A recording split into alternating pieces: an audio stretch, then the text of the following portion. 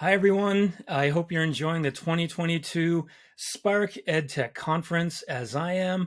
This is a pre-recorded session, which I'm calling No New Normal, right? What have we learned from the pandemic? How do we engage learners from what we've learned? We've all made some kind of change to how we teach and how we learn as educators, and that's what this session essentially is about. I'm not going to read through this description, but basically, I want to share with you some ideas that I've applied and some things I've done in the past, but do a little bit more. A few things that I did that was new over the last couple of years, and things that I do want to do as I move forward as an educator. So I hope you find some ideas in here that are going to inspire you or get you thinking, and hopefully share with the rest of the world, right? Tweet it out there. So essentially, we're going to look at these four areas. We're going to talk about connecting with the world, teachers creating content, students creating content, and then getting that balance between using technology in the classroom and just going back to that analog perhaps way of teaching, that active learning where students aren't always connected to a device, but actually engaging with each other without a device.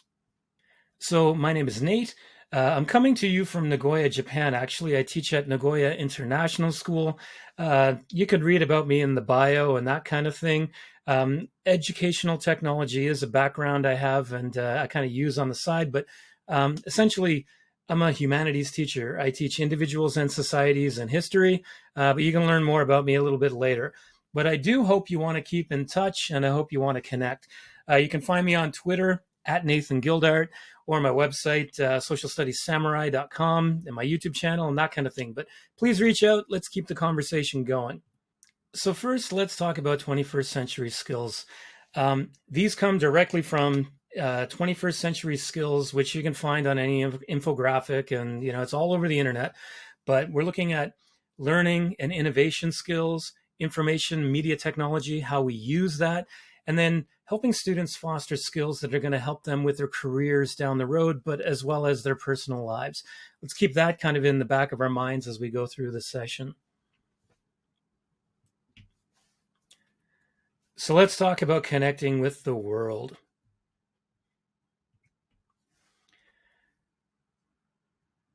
So students connect with the world by giving their voice, sharing things that they've learned or produced. They need media skills. They learn to reach an audience. They learn about the world as they're doing this, and hopefully they have connections to the curriculum and their own lives, that real world connection kind of thing. And they find a connection between themselves and the planet, right? And other people. So here's the first one. Now, I think we've all had guest speakers in the class. Something that I've done more during the pandemic is have people come into the classroom through whatever video tool you want to use, whether it's with Zoom or Google Meet or Skype, whatever, it doesn't matter. We're looking at having people connect with our students and hopefully inspire them. So on the left side, for example, at the top, right, you see a friend of mine here as a history teacher teaching the Cold War. I had a person that grew up around the same time as me. We're both in our late 40s. And he was talking about his experience growing up in Moscow during the Cold War. That led to some amazing discussions, and it cost absolutely no money. And again, it's one perspective, but it was very engaging for my students because they had these great questions asking about, did people talk about, did people tell you what you can and can't say in a public conversation? What were your textbooks like?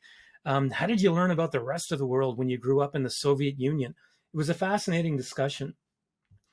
Here in the left, bottom left, we had a student that is, a speaker who was from the Ainu community, which is an indigenous community here in Japan. Interestingly, father's Japanese, mother's Somalian, and he talked about his experience moving from Africa back to Japan to a smaller community in the north, and what that was like for him. And the students learned so much about him trying to develop empathy as well as deal with some racism that he experienced and that kind of thing.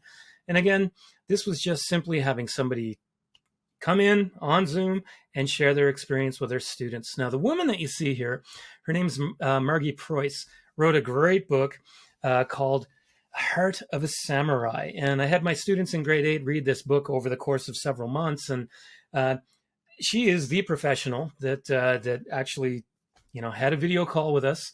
And it was about a half an hour long. It costs no money. You're going to notice a lot of people that, whether they work for nonprofit organizations or like Ms. Preuss is an accomplished and published author, they'll do this for free. They want to share their experiences. They want to share with the world what they've done, and especially inspire young people. All you have to do is ask. I went to her website, and there we go. We set it up, and the kids had a great experience.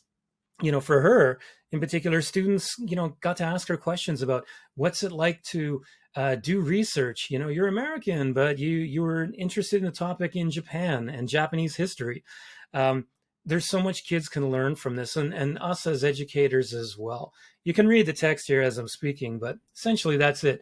All you have to do is ask, and you might get that really cool guest speaker. Now, here's something that for me, I thought it was kind of a cool idea. App smashing is where you take 2 or more apps and kind of put them together.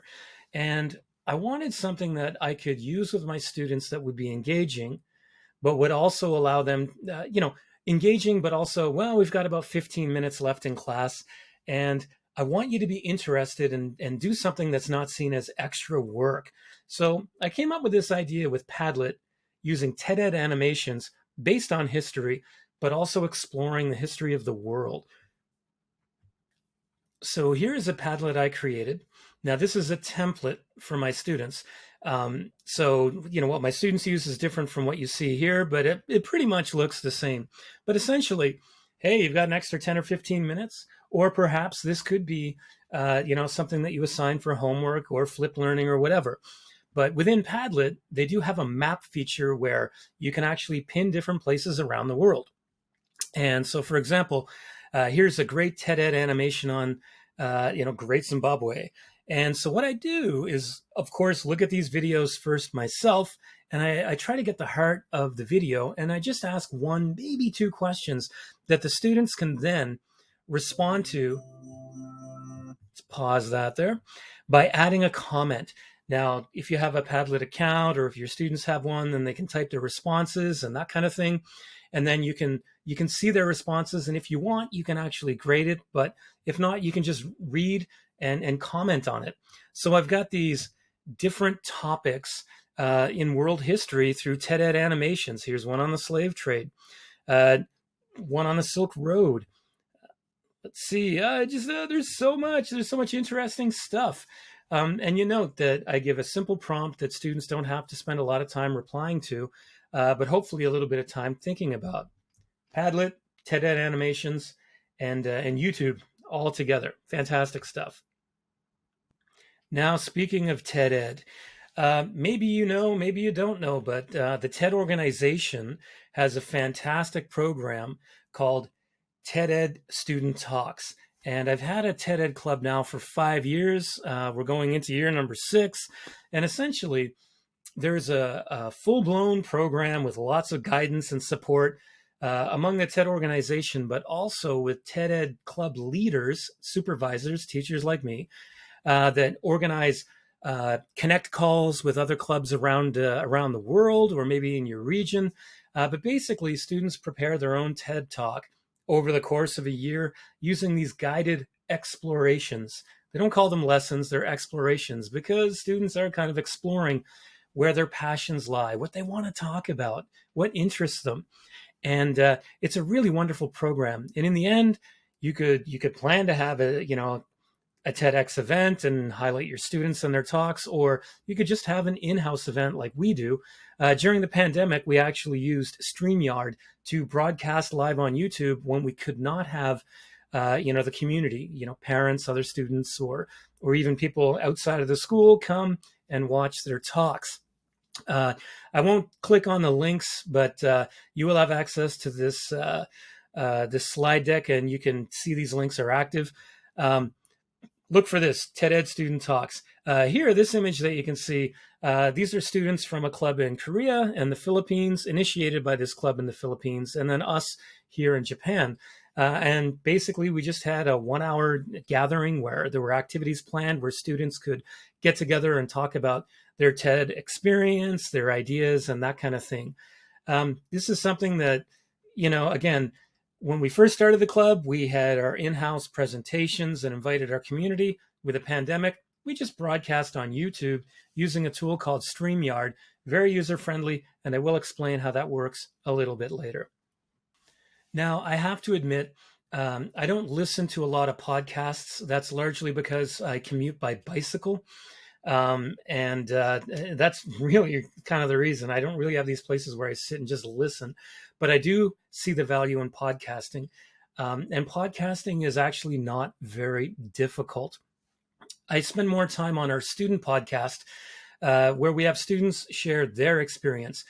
Honestly, we're not quite there where students are driving everything, where they create the podcast, do the editing and that kind of thing. But podcasting, I feel if you have a student podcast, you can really personalize learning. If you have a podcasting club or a team that can actually work on finding your speakers, preparing the questions, preparing them for your interview, if you will, I think it's a very powerful student voice tool. Anchor is a very user-friendly and free podcasting tool, and it connects you to all the different podcasts like Google and Apple and you name it. And of course, their Anchor platform as well. And it, excuse me, and it's free. Now, the recording tools, there are lots of tools. With Anchor, you could actually record, as I've done a couple of times, with students using our smartphones. They're at home, and we're actually just doing the podcast with our earbuds in and the microphone. That's all you need. You don't need a really nice Blue Yeti condenser mic like I have right now for this recording. You don't need these amazing tools. With editing, you do want to think about editing a little bit more. When you record the audio, Audacity, Vocaroo, you can use GarageBand, whatever and is easy. I use Adobe Audition. It's a little more advanced, but you can do more with it. But that can be part of your learning journey and how to edit audio. Very quickly, let me show you our student podcast from my school. So this is our Individuals and Society student podcast. Here are our episodes. It is a commitment. It's kind of hard when you don't have a club and you just want to put things together, by random ideas that you might have. But I think it's quite valuable, and really think outside of the box. It doesn't matter what your subject area is, and it doesn't matter what the topic is. You can just talk and have the students give their ideas if you're planned with your focus on, that talk. So for example, the extended essay for the IB program, this episode talks about their experience being the historian, being a researcher. What are the challenges they faced? I think it's a great tool for student voice. Podcasting, it will not take you that long to learn how to do it. I highly recommend it. Now, something that we're talking about doing at my school, hopefully, is live broadcasting. Now, a tool called StreamYard, it's very, very easy to use, very intuitive and user-friendly. You do have to have an account. This little duck with the headphones there. If you have a free account, you're going to see that, but you're not limited to time and that kind of thing. That watermark will be on your videos, but it's not an expensive tool, to be honest. If you're doing this from your school, I'm sure it can be found within your budget. Think about, a weekly broadcast where you have students from different grade levels talking about a week in our school, or it could be recorded on a Friday and then broadcast on a Monday. You can do a pre-recorded broadcast, or it could be a live broadcast. It could be something you do every lunchtime for 15 minutes. Really, there are different options. You can broadcast live on YouTube. You can broadcast live on Facebook and other apps. Again, it's very user-friendly. I'm not going to show you a bunch of examples, but StreamYard, I highly recommend. Great if we can get live broadcasting happening from our schools. And many schools are already doing this, so look for what they're doing and kind of get inspiration from them. Now, another idea, I think this is fun. I should be doing more of it myself. But if you have a Twitter account, our school, we have divisional Twitter accounts. Um, and so for us, it's individuals and societies, or for myself and my INS colleagues. But why not have students share their ideas through a live broadcast using a tool called Periscope? It's very easy to connect Periscope to your account. If it's a school account, then you should be okay to broadcast. But again, you want to talk to your administrators and find out exactly what you are and are not allowed to do. But here's an example of students talking about apartheid.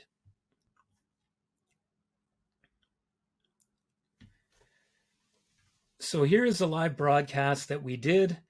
And as you can see, let me just mute the audio here. Students are getting up, they're giving their opinions. Note that they are scripted, but that's okay. I mean, do you have to be professional? That's up to you. But this is 10 minutes that we broadcast live.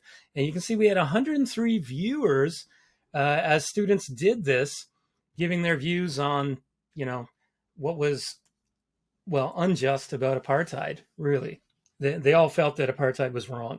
But you can take any topic and they can throw it out there. They can do a rant, they can do a formal presentation. But think about using Twitter and the app Periscope to connect with an audience in real time, but you still have it in your Twitter feed to look at later on. Now, another tool you may or may not know is called Soundtrap. This is a Swedish company.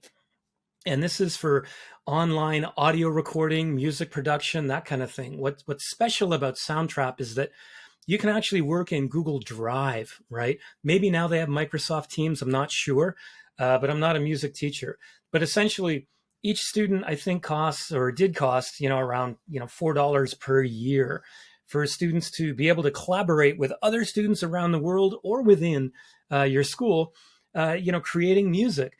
Now, if you have an audio interface where students are actually recording on their guitars and pianos and keyboards and things like that, you can do it. But you can also just create background music with loops, and students can collaborate. It's pretty cutting edge. It's pretty cool. Even if you're not just a music teacher, sorry, I hope that sounded okay. Even if you're not a music teacher, you might want to think about using this to create background music for projects and things like that. But of course, you've got other tools for that, like GarageBand or whatnot. Soundtrap is very cool.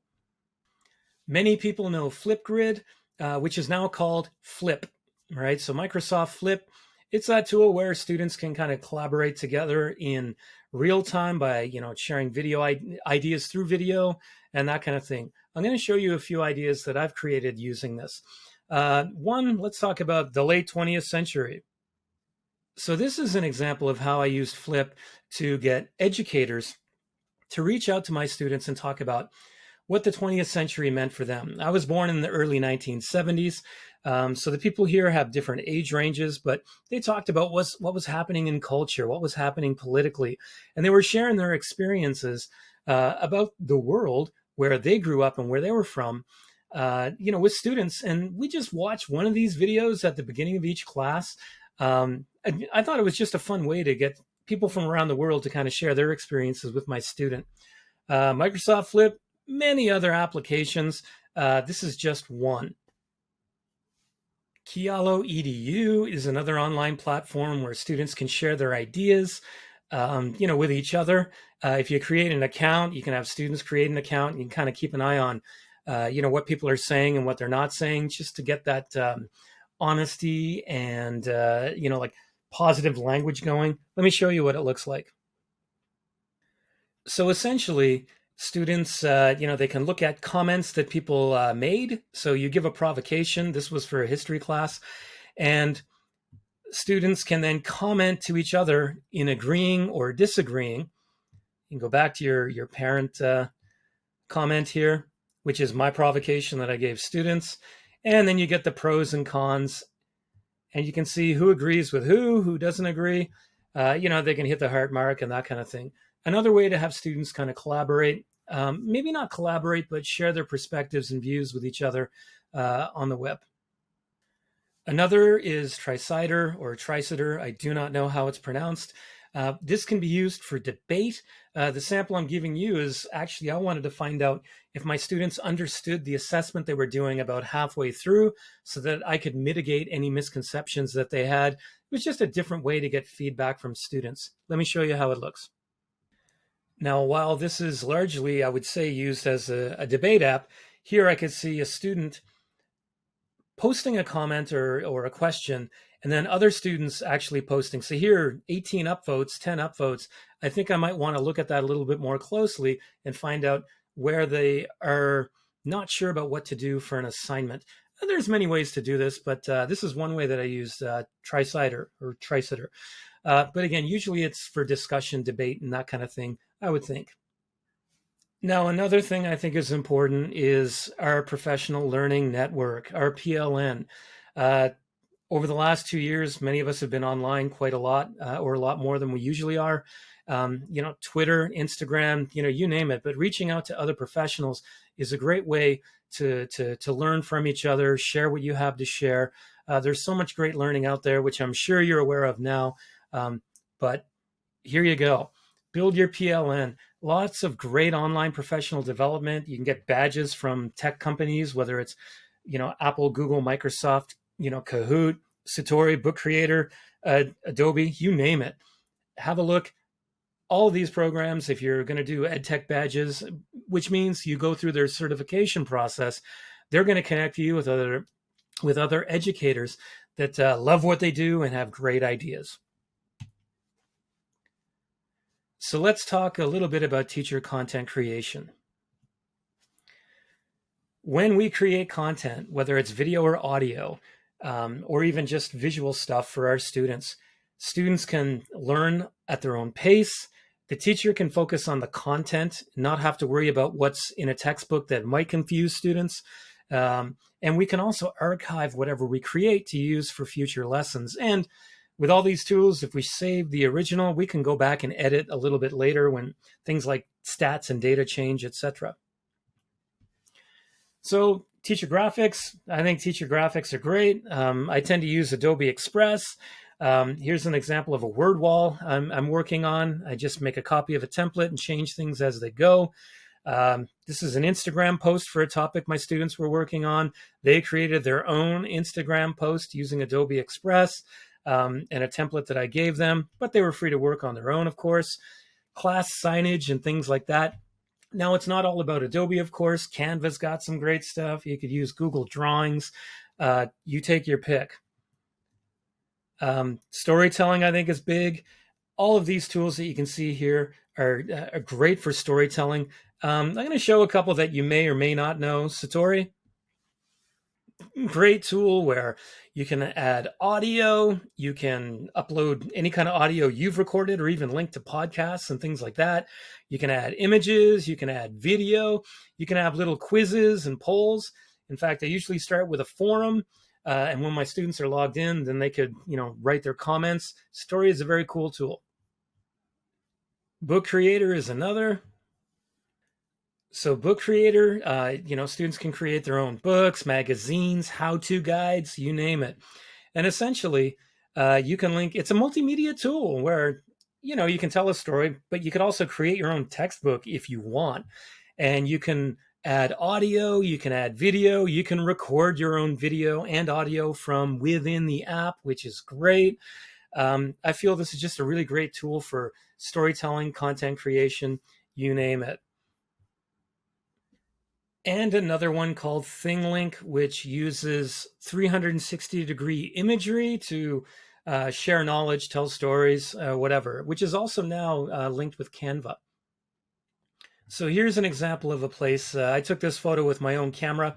The challenge might be finding the 360-degree images, but you notice the hotspots that have images. They might have YouTube videos. Let me close that. Right, so here's a video students could watch, for example. You can put informational text in there where students can, further their learning based on this 360-degree image. And that's my camera right there. And I'm probably hiding some, there I am right there, snapping my image. ThingLink, very, very cool tool. Encourage you to use it. If you want to learn more about screencasting, video creation, I've got some sources here in the slide deck, which you'll get access to later. It's not that difficult. Takes a little bit of time to edit, but I'm sure you can find something cool. What I would like to do is highlight this teacher who, whenever he travels, he creates short videos. Hey, Mr. Graves here. SPARCC is home, so I got me. And with his videos, he always just throws a question out to his students. He keeps them short to about 60 seconds, and students can learn from these experiences he is having outside of the classroom and kind of share that with them, but also use that as a learning tool for his students. Great idea. Absolutely love it. Of course, like this one in the middle, you can create your own content for students to learn from as well. And there's so many great recording and editing tools. Now here's one called Google Story Spheres. Now Google Story Spheres also requires 3D imagery. This is one I took with my camera, and you can create these hotspots with audio narration. The shrine is a fascinating place because under Katizuka, which is just another cool way to create content for your students to learn from. This is just a sample. It doesn't really have a lot of detail in there. I'm not teaching Japanese history at the moment, not ancient history anyway, so I don't really have a need for this, but it's still kind of cool. Google Story Spheres, check it out. Okay, now let's think about student content creation, right? Really make it student-centered in terms of them giving their voice. So first, we want to make sure students understand why they're creating something. It's always best if we have some kind of focus that's central to their lives, right? We want them to think about their topic, their audience, design concepts for whatever they're creating. We want them to understand there is a process, right? You get your topic, you find your sources, you do your research, you take your learning and be prepared to cite any ideas or images that you might use. Help them learn to synthesize, and of course, through the process of iteration, get feedback and that kind of thing, and to come up with their final product. They have to learn to give and take feedback. We want them to reflect. We want them to troubleshoot and learn to troubleshoot. We always get scared if, oh no, I've done this and maybe I've broken something in the tool. Usually that's not the case. So we want to build their confidence and ours as teachers when we're creating things so that we know, oh, I haven't broken it. I just had to fix a couple of things. This can be done with collaboration and creativity. Students learn to communicate. They learn to be equitable and honest and inclusive. Students creating content, fantastic, I think.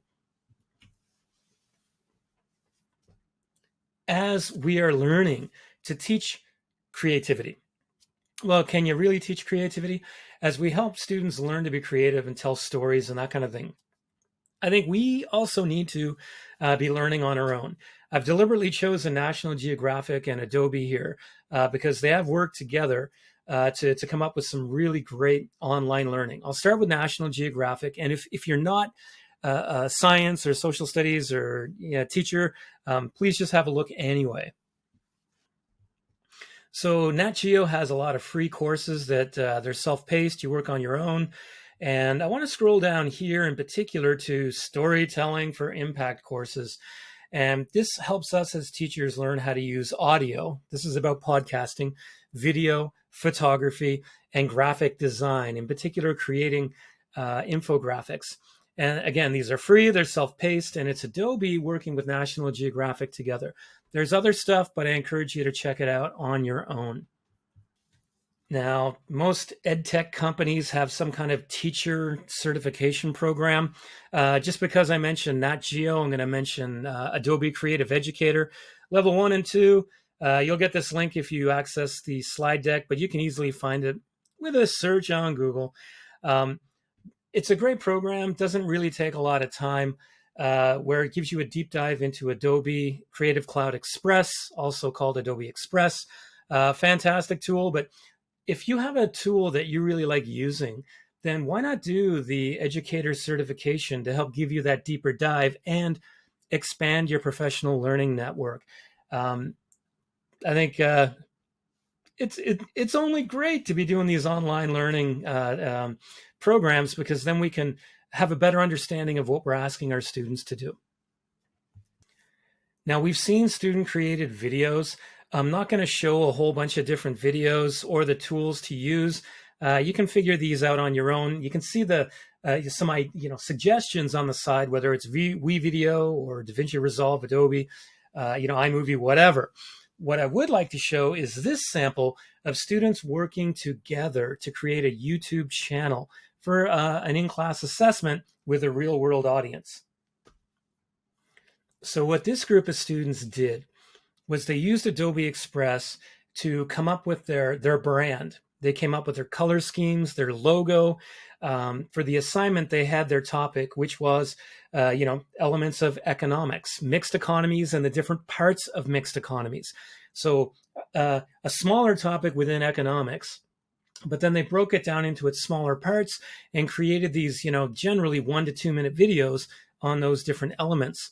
They collaborated to come up with the channel and their branding, but what they got assessed on was the content of their own video and, of course, audio quality and that kind of thing. So they could work independently and get graded independently, but they had that experience collaborating together while thinking about, what is my role? I'm a YouTuber with an economics channel, and I want to share with teenagers characteristics of economics. And in this playlist, it's mixed economies.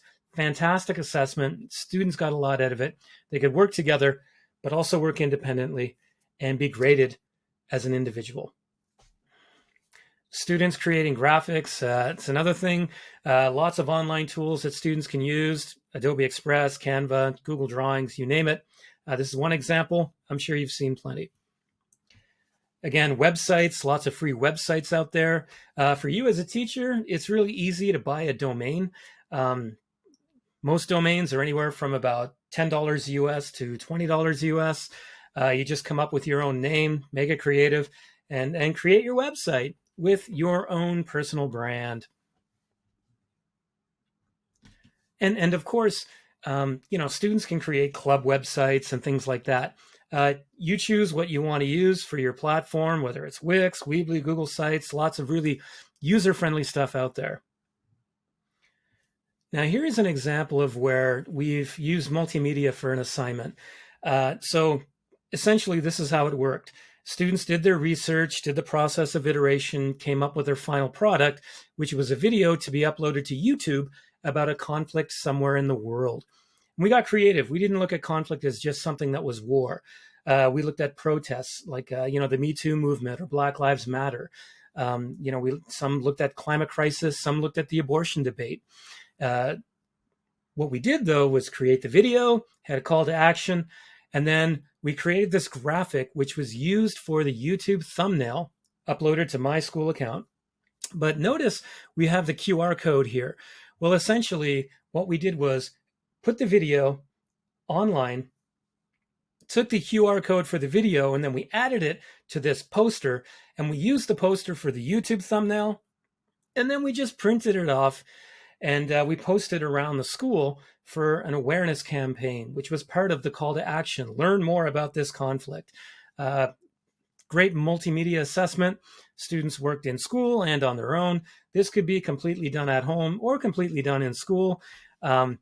Just another fun idea that I think can actually give students voice and get the message out there. Choose your own adventure is another fun activity that I think students can use to explore their creativity. You can do it with Google Forms, with Google Slides. It's pretty straightforward. I'll show you an example here. So in this sample, students, they read the prompt, they make a choice, they click on it, they read the next, scenario, they make their choice, and they keep making their choice just like a choose your own adventure book, and they eventually get to where you're at. What I love about choose your own adventure is if the students create it, then they have to use computational thinking. This leads to this, which leads to this, to this. They're creating the path as they're telling a story and using the technology. And it's something that they can easily share with the world. Choose your own adventure. I think it's a fun tool. And in the slide deck, there's a template that you can use to help you see how it all connects, in this case, using Google Slides.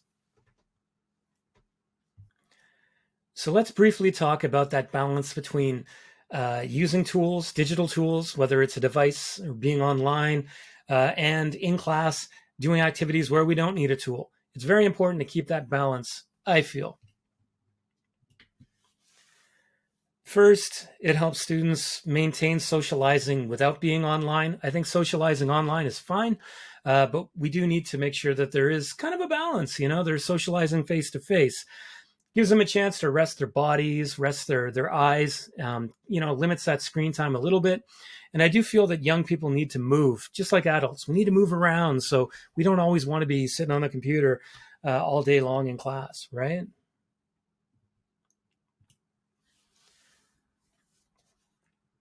So in terms of lesson design, planning at the front is a really good idea. You might have a short intro activity. The main activity might be that active learning where they're moving around, doing something, and then you have a consolidation activity in the end.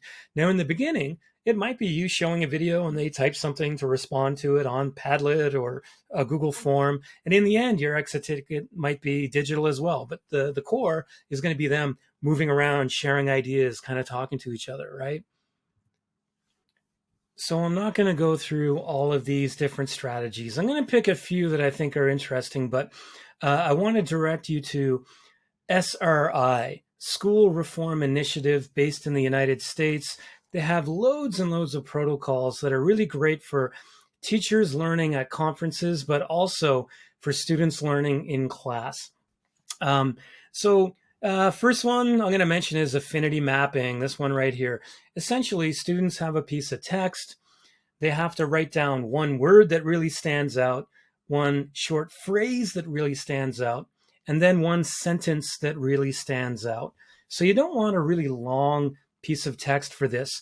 But what you do is when students write down on sticky notes, right, physical sticky notes, one word, one phrase, one sentence, then they get together with a group and they share what they have, and then they try to categorize and organize them.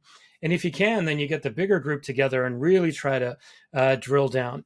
Doesn't work that way with a huge class, but even with a large class, you can get that group working together and really understanding a piece of a text. Now, how do they understand? It's because, well, this is the word I chose, and this is why. This is the phrase I chose, this is why. This is the sentence I chose, and this is why. And through that process of discussion, they deconstruct a piece of text and further their understanding. And you can consolidate by, having a whole group discussion. This wagon wheels, that's another one that I really like. Whereas, for example, you might have, let's say 10 students. 5 of them will sit in the middle, and they're going to talk about a piece of text or a video or some kind of prompt that they've had to think about. And the other 5 stand on the outside and observe, say nothing. And let's say you give them 3 or 4 minutes to have that discussion in the middle. When that discussion is done, the people standing on the outside, they give their feedback about how the discussion went. So you don't necessarily focus on the content, but you focus on the ability to have a discussion. And then, of course, you have maybe the people on the outside have a different reading or maybe the same reading, and then they switch roles and do that. Helps them understand a piece of text through conversation, and it also helps the ones standing on the outside learn through observation. Speed dating, I think we all know what speed dating is. Let's see, a big fan of simulations. 4 corners, debate, and discussion. I love having a strongly agree, strongly disagree. Agree, disagree. When you give a prompt and then students go to whatever corner they agree with regards to the prompt, what I do is put a small whiteboard in the corner so that the students that might be in that corner, they can share their ideas and thinking. They write those ideas down. And then when it comes to the discussion or debate, if you prefer, they at least have a crutch. They do have something to look at. So those shyer students might actually speak up if they've got something to look at. I think it's fantastic. Readers Theater, Socratic seminars, lots of great ideas there. And here are just a few images. On the left, you see the strongly disagree. That's from a Four Corners discussion, Four Corners debate. In the middle, you see a student doing a Twitter rant. For me, I was using the technology by broadcasting it on Twitter, but the students were actually being active and writing their ideas down and talking with others, and then saying what they think. That, by the way, doesn't have to be broadcast on Twitter. I just have a little bench that I have in the class where students can stand on it and they're looking over the class, the audience, and sharing what they think. You don't have to broadcast it on social media. It just gives that student that feeling of and nervousness of being on stage, but very active. And on the right side, you can see students using a card activity where they have to categorize different characteristics of whatever each category might be. I highly encourage this kind of stuff. Great for collaboration, great for socialization, and it's safe for learning because students are kind of working together and they're not on the spot. So normally we'd have a question and answer period during this session, but for this pre-recorded session, we don't, but feel free to reach out to me. So you can find me on YouTube or on the web, socialstudiessamurai.com, but also at Nathan Gildart, because before being a teacher of social studies, individuals and societies, history, I am a teacher, right? So let's share some ideas. I would love to hear from you. And if you want to pause the screen, that's where you can find URLs and that kind of thing. So thank you for being part of the session. I hope you're enjoying the 2022 SPARCC EdTech Conference like I am. Hope to see you next year. And if not, before that, online. Take care and thank you.